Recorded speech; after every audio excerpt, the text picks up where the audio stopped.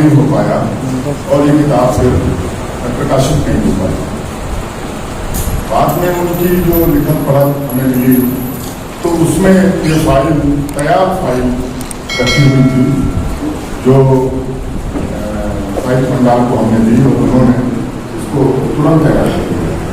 तो वो किताब आपके सामने होगी। तो मैं सबसे पहले हमारे जो अतिथि हैं उनसे निवेदन करूँगा कि जो निराला वाली पुस्तक है, निराला और छल, उसको यहाँ पर हम लोग दर्शन करें। रोजी आप है क्या? रचना ठाकुर, डॉक्टर रचना ठाकुर, हरिश्चंद्र पांडे जी, सुधीर जी, दोस्तों, मैं जलेस का बहुत शुक्रगुजार हूँ कि ऐसे महत्वपूर्ण मौके पर एक बहुत ही महत्वपूर्ण शख्सियत को याद करने के लिए मुझे ये अवसर दिया कि मैं कुछ ऐसे मसलों पे जो कि दूधनाथ जी के वैचारिक जीवन से जुड़े हुए थे उन पर थोड़ी सी बात लगभग 40-50 मिनट में आपके सामने रखूँ। मेरा दूधनाथ जी से सीधा साक्षात्कार तो नहीं था, लेकिन जिस वैचारिक दुनिया से वे जुड़े हुए थे वो वैचारिक दुनिया मेरे लिए एक सहारा रही है, मेरे लिए एक शेल्टर रही है और अक्सर मैंने उसका इस्तेमाल किया है। निराला पर उनके विचार और सांप्रदायिकता पर उनका उपन्यास आखिरी कलाम, ये मेरे हिसाब से एक बहुत महत्वपूर्ण हस्तक्षेप थे। इनको एक इंटरवेंशन की तरह से देखा जाना चाहिए। आज मैं जो उनके विचारों की विरासत थी और हमारे पास है उसके इर्द गिर्द अपनी बात रखने की कोशिश करूँ। मेरी अपनी रिसर्च उत्तर प्रदेश में सांप्रदायिकता के इतिहास पर रही है और फिर वहां से यूपी का भाषाई फलक, भाषा की राजनीति, हिंदी, उर्दू जैसे मसलों पर मैंने कुछ पड़ताल की, लेकिन सांप्रदायिकता की राजनीति मेरे सरोकार के बिल्कुल केंद्र में रही है। तो आज मैं इन्हीं मसलों पर मिली जुली बातें आपके सामने रखूंगा। एक तो मेरी 3 खास मेरा फोकस है। पहला तो जो यूपी का भाषाई फलक है उसको एक इतिहासकार के नजरिए से आपके सामने एक कहानी रखूंगा। दूसरा जो सांप्रदायिकता की राजनीति जो 30 और 40 के दशकों में बहुत सक्रिय थी, आज भी सक्रिय है, उससे उस भाषाई फलक का क्या रिश्ता था। और तीसरा ये कि आज के जिस माहौल में, जिस परिवेश में हम लोग रह रहे हैं, एक थोड़ी सी मजबूरी, एक थोड़ी सी असहजता है, उसको भी समझने की कोशिश करूंगा। और ये सब इस विश्वास के साथ मैं करूंगा कि इन सब बातों का सीधा संबंध दूधनाथ जी के विचारों की दुनिया से है। ये वस्तुतः ये विचार उसी दुनिया के हैं, वहीं से उसी ideation Chatterjee, absolutely the best, मैं उनका हवाला दे रहा हूँ। उन्होंने एक बार लिखा, या यूं कहिए कि एक भाषाई सिद्धांत प्रतिपादित किया कि भारत के भाषाई फलक में ऐतिहासिक रूप से आज का जो पंजाब और पश्चिमी यूपी है, यहाँ का ये स्थान बहुत महत्वपूर्ण रहा है और यहाँ की भाषा जो है वो बाहर जरूर फैली है। हर स्थान की भाषा बाहर नहीं फैली है, लेकिन ये जो रीजन है ये भाषाई तौर पे बहुत महत्वपूर्ण रहा है और यहाँ की भाषाएं बाहर गई हैं और उन्होंने अपने आप को स्थापित किया है। ऐसा क्यों हुआ है? इसका कुछ संबंध जो मध्य देश है, जिसको कि मिडलैंड भी कहते हैं, वहां की भौगोलिक संरचना से हो सकता है। बहुत लंबा ट्रैक है, कॉन्टिन्यूअस ट्रैक है, लोग आते जाते रहे हैं, मोबिलिटी रही है। भौगोलिक संरचना से हो सकता है, या फिर कुछ प्राकृतिक कारण हो सकते हैं, ऐतिहासिक कारण हो सकते हैं, भौगोलिक परिस्थितियां हो सकती हैं, धार्मिक कारण हो सकते हैं। लेकिन ये बहरहाल की भारत के भाषाई इतिहास में इस क्षेत्र का अलग अलग दुनिया के समाजों में भी ये होता है। इंग्लैंड में जो मिड इंग्लैंड है वहां की भाषा बहुत महत्वपूर्ण हो गई, इटली में भी ऐसा हुआ। हर देश, हर समाज में होता है कि किसी भाषाई तौर पे एक क्षेत्र ज्यादा महत्वपूर्ण हो जाता है। कॉमर्स की जोन अलग होती है, भाषा की जोन अलग होती है। दूसरा स्तंभ ये, दूसरे जो मुझे एक क्लू मिला अपनी कहानी कहने के लिए, वो ये कि भाषा की भारत की भाषाई तस्वीर का एक बहुत रोचक, बहुत महत्वपूर्ण पहलू है और वो ये है कि 12 से 18वीं सदी के बीच, ये 600-700 साल का जो समय है, इस दौरान में एक खास साहित्यिक परंपरा फलती फूलती है, फली फूली, और वो देश के कई हिस्सों तक पहुंची, दक्षिण तक भी पहुंची, उत्तर में रही, पश्चिम में, सेंटर में, और दक्षिण में ही दक्षिण के कुछ हिस्सों तक पहुंची। अमीर खुसरो ने इसे नाम दिया हिंदवी, वो एक डेरिवेटिव है, हिंद से उन्होंने एक डेरिवेटिव बनाया हिंदवी, और अलग अलग क्षेत्रों में से अलग अलग नामों से जाना जाता था। गुजरी, देहलवी, दक्कनी, अलग अलग क्षेत्रों के ये नाम हैं, और भी कई नाम थे। लेकिन इस सारे नामों में इन सारे इलाकों के जो साहित्य हैं, जब आप उनको पढ़ते हैं तो उस साहित्य का कलेवर, उस साहित्य की संरचना, उसका ढांचा ऐसा है कि वो एक दूसरे से जुड़े हुए हैं। विषय के बारे में सर से और रमाशंकर से कई राउंड बातचीत हुई थी कि किस विषय पर बात होगी। अंततः ये बातचीत जो अत्यंत मूल्यवान बातचीत थी आज के दौर में, तो रमाशंकर ने कहा था कि सर, संचालन किसी ऐसे आदमी को दीजिएगा कि जो फालतू टिप्पणियां न करे, समय लगाए। तो वैसे भी मेरी कोई टिप्पणी करने की इतने महत्वपूर्ण व्याख्यान के बाद हैसियत नहीं है, और मैं अभी मुझे लग रहा है कि ये अवसर भी नहीं है कि हम आप सब जो यहाँ पर उपस्थित हैं, हमारे शहर के और हमारे समय के बहुत ही महत्वपूर्ण लोग, बहुत ही नए लोग, पढ़ने पढ़ाने वाले लोग यहाँ पर मौजूद हैं, उनके बीच में इस बातचीत का होना, एक इनिशिएटिव जो है वो बरसों तक होना चाहिए। तो मैं इसी भावना के साथ सर को धन्यवाद ज्ञापन करता हूँ, और एक बार अध्यक्ष महोदय से पूछ लेता हूँ कि कोई टिप्पणी तो नहीं आमंत्रित करेंगे आखिर में, ठीक है। तो मैं चूँकि ये हमें 2 घंटे का ये स्मृति की ओर चलते हैं, और गुरुनाथ जी को याद करने के लिए यहाँ पर सभी पूरा इलाहाबाद उनका है, और इलाहाबाद जो है उनके, इसे कहा जाए कि एक एक रग में बसता था, और इलाहाबाद की एक एक मिट्टी को, एक एक गली मोहल्ले को जीते थे। तो यहाँ पर इस क्रम में याद करने के लिए जो सबसे मुझे लगा कि सबसे जरूरी होगा और अच्छा होगा, रचना जी यहाँ पर हैं, उनकी बहू रचना जी ने बताया कि उनका दोहरा रिश्ता है, वो यहाँ एक गुरुनाथ जी की बहू हैं, वहीं काशीनाथ सिंह जी की बेटी भी है। तो आज के मौके पर उनकी बात हम लोग सुने, और वो बोलने में बहुत संकोच कर रही थी। हम लोगों ने किसी तरह तैयार किया है उन्हें।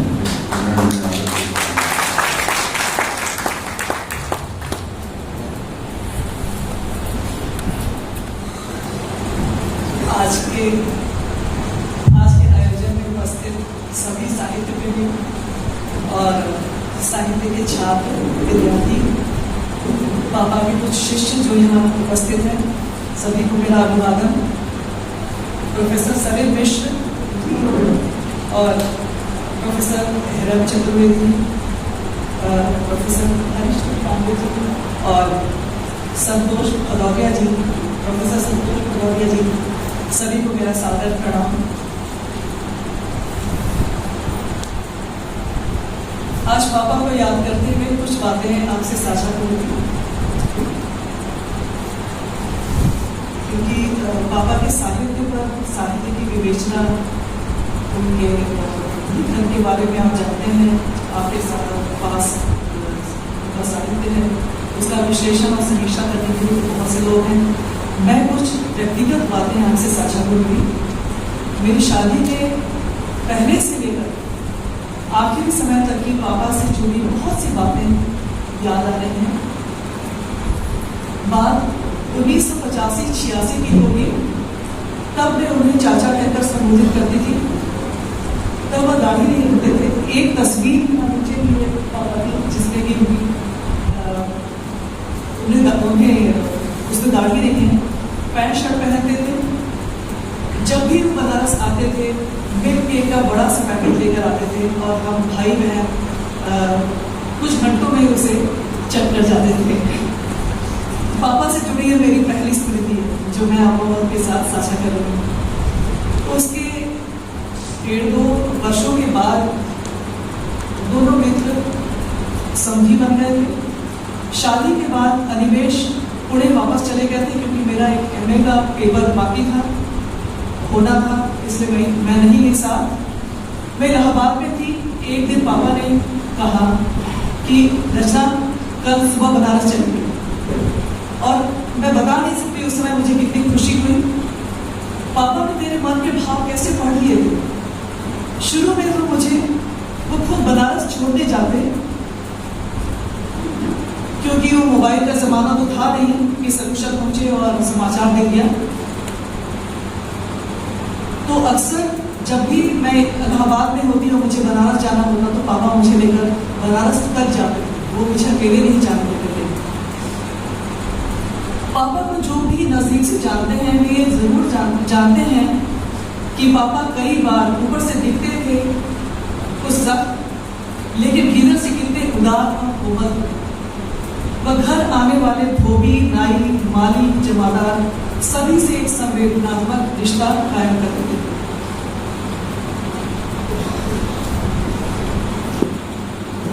जितना उन्हें अपने आत्मसम्मान का ख्याल रखा उतना ही दूसरों के सम्मान का भी ख्याल रखते थे। मैं कई बार पापा के व्यक्तित्व के इतने आयाम देखकर दंग रह जाती हूँ। गांव से कोई आ जाता तो भोजपुरी में बात करते, भोजपुरी में उन्हें बात करते हुए देखना बहुत ही रोचक अनुभव होता।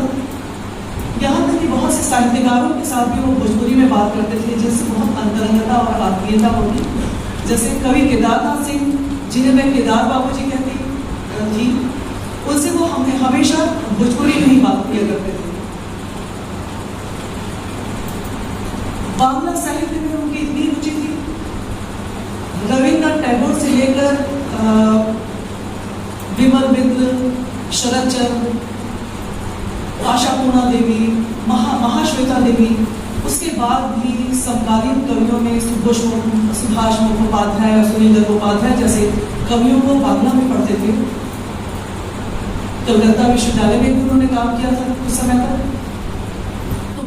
बीमार होते गए और अंततः उनको नाज़रेत में भर्ती करना पड़ा, एकदम अच्छे हालत में। आखिरी कलाम के आने के 2 महीने के भीतर उनकी हालत हो गई और वो नाज़रेत में भर्ती करना पड़ा। राम जी भाई बैठे हुए हैं यहाँ, तो जब नाज़रेत से होके आए थे तो वो और मीना जी दोनों लोग गए थे। तो मैं समझ नहीं पा रहा था कि ये इतनी बड़ी किताब के आने के उत्साह के बजाय ये उदासी क्यों घेरे हुए है, ये कहाँ से आई, और इस लेखक का, किसी लेखक का इस तरह से क्या बनता है, तो ये समझना उनके साथ मुश्किल था। जिसको मैं भी देखता हूँ, कोई एक किताब आती है किसी लेखक की, तो अब तो सारी जिम्मेदारी उसके प्रोजेक्शन की, उसके वितरण की, उसके मार्केटिंग की सब लेखक के कंधों पर। और वो बंडल जो जिससे मंगाया था उन्होंने बताया, बाद में मुझे पता चला वो 15 दिन से आके रखा हुआ है, और उससे एक किताब चुपचाप खोल के निकाल के और देख के रख दिया। तो यह भी दुर्दान सिंह,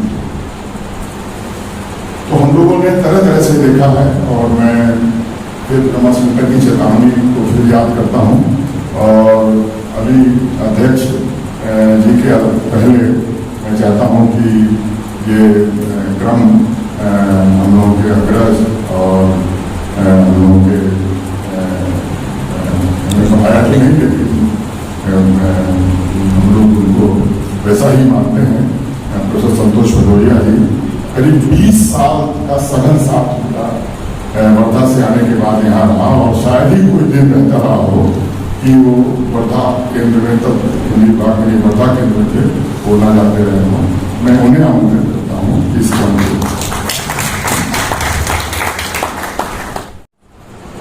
इतने समृद्ध करने वाले व्याख्यान और इतनी आत्मीय और मार्मिक बातचीत के बाद बहुत कुछ कहना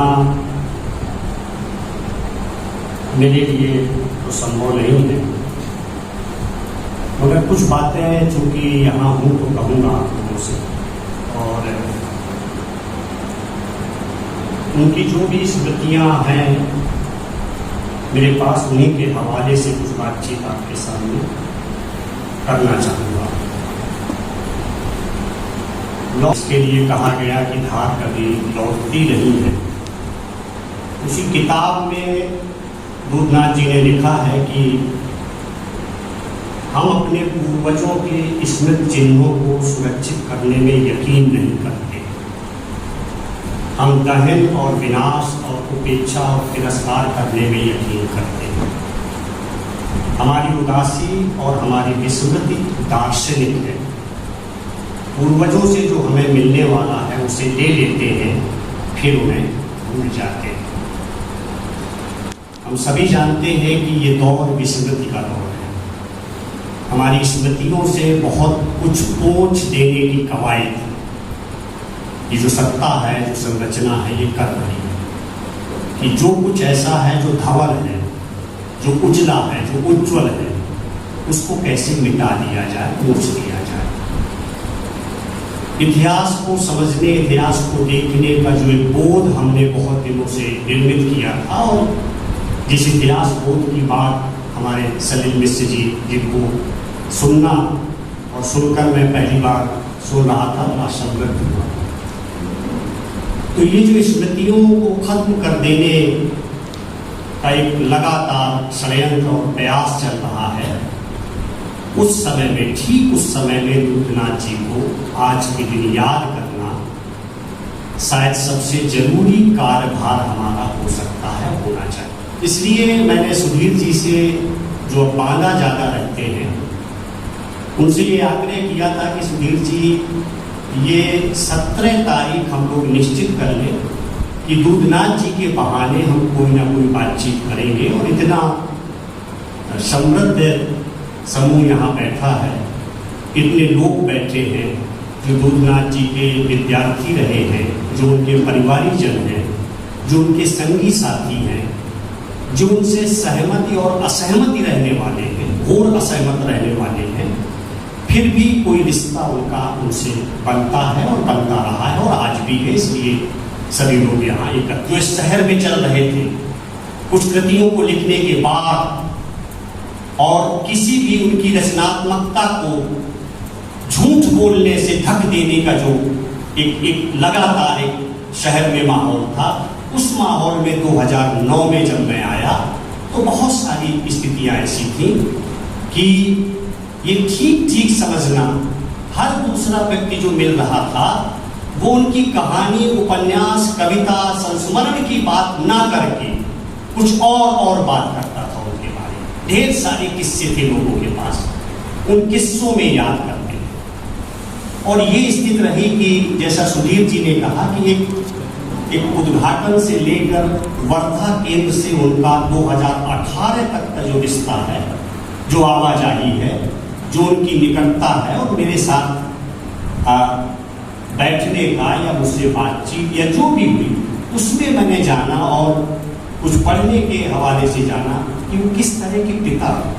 तब हम उनको बचाने के लिए तत्पर हो जाते हैं, तब हम उन पर एक बात नहीं कहना चाहते कि आखिर हमारा हिंदी का इतना प्रिय और दुलारा कवि प्रदेश की मुखिया की मीटिंग में क्या कर रहा है, ये आवाज उठनी चाहिए। क्या बात है कि एक व्यक्ति हमारे बीच का जब मोहिनी मंत्र का जाप करने लगता है, उसके खिलाफ एक लाइन लिखने में हमारे हाथ कांपने लगते हैं, ऊंट कपकपाने लगते हैं। ये दुचित्तापन, ये दोहरापन, जो मुक्तिबोध जिसकी तरफ बार बार इशारा कर रहे थे, इससे हमें मुक्त होना होगा।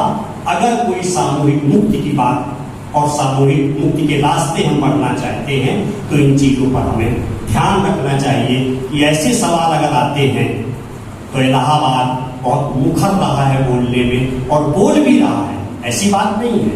हमारे कई दोस्त यहाँ रहते हैं जो राष्ट्रीय और अंतर्राष्ट्रीय घटनाओं पर, फिलिस्तीन को लेकर के जिस तरह से हमारे ढुलमुल रवैया सत्ता का है और जिस तरह की वो बात कर रहा है, दूधनाथ जी हमें याद आते हैं। जब कलबुर्गी, पानसारे और दाभोलकर की हत्या होती है और साहित्य अकेडमी का अपना अलग तरीका होता है। तो इसी शहर में जब विश्वनाथ प्रसाद तिवारी आते हैं एक कार्यक्रम में, तो जिया उल हक साहब, अकील रिजवी साहब, दूधनाथ जी, राम जी भाई, सारे लोग खड़े हो जाते हैं, उसी के गेट पर बैनर लगाकर खड़े हो जाते हैं। ये इलाहाबाद, और ये इलाहाबाद एक दिन में नहीं बना, इसको बनने में सैकड़ों साल लगे। इसलिए जो युवा पीढ़ी बैठी है, अगर 90 के बाद के इलाहाबाद को पूरी सत्ता की जो षड्यंत्र है उनको समझना है, तो आखिरी कलाम को पढ़ना चाहिए। वो बहुत जरूरी और बहुत महत्वपूर्ण उपन्यास है। थ्री केशंस को और उसके बाद झुंसी, उनके प्रिय शिष्यों में मैं भी हुआ करता था। सुधीर भैया हम लोग के सीनियर थे। नरेंद्र, अखिलेश राय, मैं, कमलेश पांडे, श्रीकांत, ऐसे मित्र उनके करीब हुआ करते थे। मुझे याद है कि नामवर जी से पहली मुलाकात सर के घर पे ही हुई थी। हम लोग जब भी उनके पास होते थे तो एक उनका बड़ा ही प्यारा सा शब्द होता था, टंटा कसना। कहते थे कि जाओ नामवर जी को देखे तो हम लोग उनसे कुछ पूछना चाहते थे। कहते हमसे नहीं, नामवर जी से जाके टंटा कसो। पहली मुलाकात सबके ही घर पे हुई थी नामवर जी। सर प्रकाश मिश्र जी से सर का बहुत अच्छा संबंध था। मैं अपने शोध के विषय को लेकर सर के पास गया था कि सर कुछ विषय सुझा दीजिए। तो कहेंगे मुझसे क्यों पूछते, सर प्रकाश जी के पास जाओ। और उन्हीं के कहने से मैं सर प्रकाश जी के पास गया। सर ने नागार्जुन और त्रिलोचन पे एक विषय सुझाया, उसी पे विषय शुरू हुआ। कुछ बातें मिलाएंगे और बरगे जुबान से नुत्को सदा की हर तितली उड़ जाएगी। फिर एक दिन ऐसा आएगा, आंखों के दिए बुझ जाएंगे, हाथों के कमल को मिलाएंगे और बरगे जुबान से नुत्को सदा की हर तितली उड़ जाएगी। एक काले समंदर की तह में फूलों की तरह से हंसती हुई, कलियों की तरह से खिलती हुई सारी शक्लें खो जाएंगी। खून की जुम्बिश, दिल की धड़कन, जितने भी मूवमेंट्स हमारे शरीर में होते हैं, खून की जुम्बिश, दिल की धड़कन, सब रागिनियां सो जाएंगी। इस नीली फिजा की मखमल पर, जो है अंतरिक्ष हमारा, इस नीली फिजा की मखमल पर हंसती हुई हीरे की ये कनी, ये मेरी जन्नत, मेरी जमीन, इसकी सुबहें, इसकी शामें बेसमझे हुए, बेजाने हुए एक मुश्त गुब्बारे इंसान पर शबनम की तरह रो जाएंगी। हर बात भुला दी जाएगी, हर बात भुला दी जाएगी। यादों के हंसी बुतखाने से हर चीज उठा दी जाएगी। फिर कोई नहीं ये पूछेगा सरदार कहाँ है।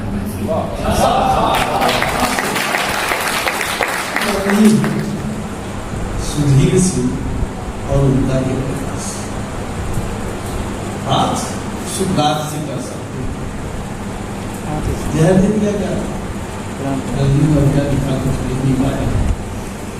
गनीमत एक अच्छा शिष्य दिया अफलातून प्लेटो, और उसकी एकेडमी से पढ़ के एक अच्छा शिष्य क्लिनिकल ले जाता। उसी तरह मुझे लगता है ये सुधीर सिंह, जिनके बहाने सुकरात तक पहुंचा जा सकता है। सुकरात ये एक बहुत महत्वपूर्ण बात है। एंजल्स ना होता तो आज बहुत अंधेरे होता। इसीलिए सुधीर सिंह बहुत महत्वपूर्ण है। और इन्होंने जब कहा कि मैंने बस यही कहा था, anything for Dudhnath ji and you, मेरा सीधा सा एक ही जवाब था, जो भी कहोगे। आज भी मैंने जब कहा कि मैं सलील मिश्रा जी को लेने चला, बोले अरे नहीं वहाँ लोग हैं। नहीं यार, हमें लगे कि आयोजकों में हम भी एक हैं, तो हम उस नाते यहाँ पर अपने आप को चर्चा कर दी मनमोहन सिंह जी ने, इसलिए मैं थोड़ी बात कर दूँ, इशारा कर दूँ कि मेजर ध्यानचंद में नहीं हुआ, यहाँ हुआ, अच्छा, क्योंकि कम से कम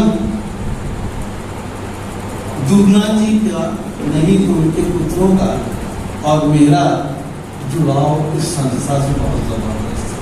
हम दोनों लोग यहीं पे पढ़े, तो सुधारक करने का मौका मिल रहा है, क्योंकि वो विद्यालय है जहाँ हम पढ़े, और एक कम से कम गवाह मेरे पास मौजूद है एनिमेल की शक्ल में कि हम लोगों के ऊपर हिंदी बोलने पे फाइन लगता था 54। वो 54 बड़ी महत्वपूर्ण है। उस 54 में इस देश की फिजा बदली थी। गांधी जी ने जब सदस्यता कर दी थी 54, तभी एक मास बेस्ड ऑर्गेनाइजेशन बना था कांग्रेस, और हमारे समय में 54 में रीता आइसक्रीम का छोटा कप आता था। और मुझे याद आ रहा है, नॉस्टैल्जिक हो जाता हूँ यहाँ आके, क्योंकि आखिरी मरतबा जब यहाँ आया तो जब मंच पे तो एक इंग्लिश डिबेट के चीफ गेस्ट के रूप में बुलाया गया, इसीलिए हम बात भी कर रहे थे एनिमेल जी से कि भैया ये होगा और मालूम नहीं कब हो गया। हम लोगों के समय तो यह लाइब्रेरी थी, और यहाँ पर हमारे जो हेडमास्टर थे फादर डिगो, जिनकी वजह से हम लोगों की अंग्रेजी बहुत अच्छी हुई, और इसी बहाने याद कर लूँ कि हिंदी में भी उतना ही जोर था, किसी पांडे साहब अगर बढ़िया हिंदी पढ़ाते थे। अब तो सेंट जोसेफ्स के बारे में मनोज जी को बुरा भी लग सकता है, हिंदी का स्तर इतना गंदा है कि मेरे बेटे ने हिंदी लेने से इनकार कर दिया। ये अफसोस है उस स्कूल में। इसके लिए कुछ करिए, इसलिए मैं आपको चुनौती दी। हाँ, अब बात करता हूँ आदरणीय दूधनाथ जी की। जैसा भाई संतोष भगवतिया जी ने कहा, मैं भी उनका विद्यार्थी मिला, मैं तो हिंदी का ही विद्यार्थी करती हूँ, और आज भी हिंदी वाले कुमार वीरेंद्र जी जैसे कुछ लोग थे, मुझे बाहर ही मानते हैं और कहते हैं आवाजाही कर लेता है। तो दूधनाथ जी के लिए मैं यही कहना चाहूँगा, हर आदमी में होते हैं 10-20 आदमी जिसको ये देखना है कई बार। क्या बात। दूधनाथ जी को देखना समझना बहुत कठिन, क्योंकि आप उनका हो ही नहीं सकते, उन जैसे हो नहीं सकते। मेरे जैसे हो जाओगे जब इश्क तुम्हें हो। क्या बात। तो साहित्य को इबादत के ले जाइए, साहित्य को इश्क के ले जाइए, और उसकी साधना करिए। वो साधक थे, तो साधक की बात हम लोग जो वर्डली लोग हैं वो बहुत समझ लेते हैं, और उनके समझ में नहीं आता कि ये क्या था। तो वो क्या था उसको जानने के लिए जरा नीचे तक जाना पड़ता। हमसे तो जब भी बातें होती थी ज़्यादातर, तो रुचि जो इंटेलेक्चुअल्स का रोल है फ्रांसीसी क्रांति से पहले, उस पर चर्चा होगी। जी भाई जानते हैं यंग गाथा शीर्षक खोजने में उन्हें क्या क्या गुजरना पड़ा था, एलिमिनेशन, इतनी लंबी प्रोसेस उनकी चल रही थी। उसी तरह जब शमशेर की किताब संपादित कर रहे थे, बहुत परेशान रहे। आखिर में उन्होंने शीर्षक दिया, एक शमशेर भी हैं। मुझे ये शीर्षक दूधनाथ जी के लिए अच्छा लगता है। एक दूधनाथ जी भी हैं, थे नहीं, दूधनाथ जी भी हैं। वो अपनी रचना से अमृत प्राप्त कर चुके हैं, अपने भाषणों से भी, और जो उस तरह के हस्तक्षेप उन्होंने किए हैं लगातार, उसमें बात उन्होंने खुद लिखा है शमशेर वाली पुस्तक में, जो उनके ऊपर पूरी तरह से लागू होता है। तो कहीं उनका अवचेतन उसमें शमशेर को विश्लेषण करने में दिखाई देता है। मैं एग्जैक्ट वर्ड्स कोट कर देना चाहूँगा, बात चाहे जितनी कड़वी हो, बात चाहे जितनी कड़वी हो, अगर सच लगती है और तर्क पर सही उतरती है, तो उसे निसंकोच कह देना चाहिए। ये थे दूधनाथ इस तरह से दारवा के साथ चल ए नजीर कुछ इस तरह से कारवां के साथ, जब तुम न चल सके तो तेरी दास्तां। बहुत बहुत धन्यवाद। जैसे गुरुनाथ जी थे वैसे ही जीवंत आज की ये गोष्ठी रही।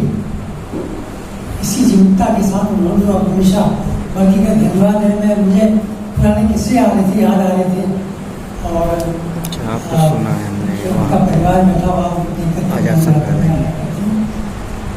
मैं तो शंभू बैरक जानता ही नहीं था।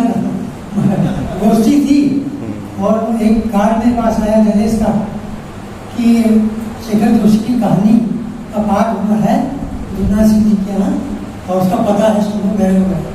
अब मैंने कहा मैं जितने सालों से लगा हूँ कि शंभू बैरक है कहाँ। वो मैं बेंगलोर को जाता था, वहाँ पे प्रोफेसर सब वहीं रहते हैं। मैं वहीं पहुँचा चतुर्वेदी जी के यहाँ, रामचंद्र जी के यहाँ। तो उससे पूछा कि भाई ये शंभू बैरक कहाँ है, कि क्या नाम है, गुरुनाथ जी क्या जाना है गोष्ठी है। भैया वो हाईकोर्ट के पास है। तो साइकिल ठीक है, मेरा भागते पहुँचे। तो जो मेरी पहली बैठक थी, मतलब जहाँ जलेश के साथ पहला जो संबंध जुड़ा वो शंभू बैरक पैसा से रोड से जुड़ा। और उसके दूसरे दिन ही मेरी गोष्ठी वहाँ पर रख दी कविताओं की, और हालांकि उसमें कविताओं की मुखर सत्य और रचना ठाकुर जी और हमारे अध्यक्ष महोदय हैं चतुर्वेदी जी, भाई ये सब इसके नियोजक प्रबंधक करता भाई सुधीर जी और मनोज कुमार जी जिन्होंने ये उपलब्ध कराया। और एक विशेष मैं धन्यवाद देना चाहूँगा कि नया काम जो हुआ कि परिमल ने पुनः अपनी पारी शुरू कर दी, दूसरी पारी की मैं उनको शुभकामनाएं देता हूँ जो किताब निकाली है नहीं, और साथ ही साहित्य भंडार ने जो किताब निकाली है दोनों को बहुत बहुत देता हूँ। और सभी यहाँ हमारे शहर के जितने भी मित्र हैं बहुत आप सबका बहुत बहुत धन्यवाद।